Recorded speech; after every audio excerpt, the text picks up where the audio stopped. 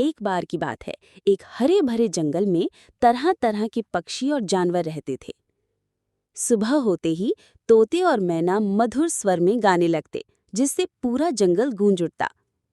हिरन घास चरते हुए इधर उधर दौड़ते, बंदर पेड़ों पर झूलते और हाथी नदी के किनारे पानी पीते।